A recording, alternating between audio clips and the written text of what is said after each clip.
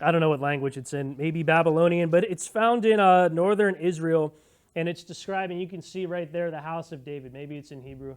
But it's just something in Israel from the same time period, maybe a little bit later than when David was ruling. It's talking about his house. Somewhere else it says king over Israel, a couple lines above, although it's not highlighted.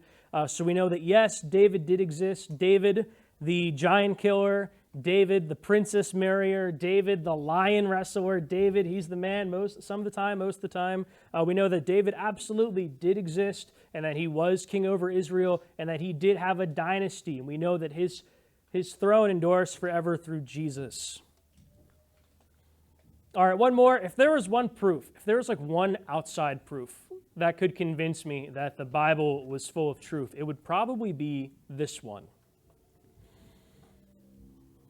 Genesis 23:10, it talks about a group of people known as the Hittite. It says, Ephron the Hittite was sitting among his people, and he replied to Abraham in the hearing of all the Hittites who had come to the gate of the city. So they're talking about a people group known as the Hittites. They're mentioned one other time in the Bible. It is 2 Kings 7:6. For the Lord had caused the Arameans to hear the sound of chariots and horses and a great army. And so they had said to one another, look, the king of Israel has hired the Hittite and Egyptian kings to attack us.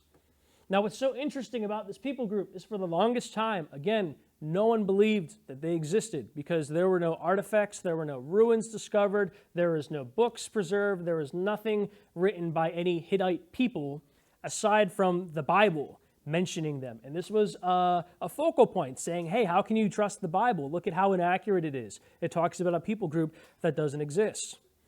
Until in the late 1800s, some Hittite ruins were discovered for the very first time. Now there's all kinds, I think it's in the Turkey area. Did you want to add something?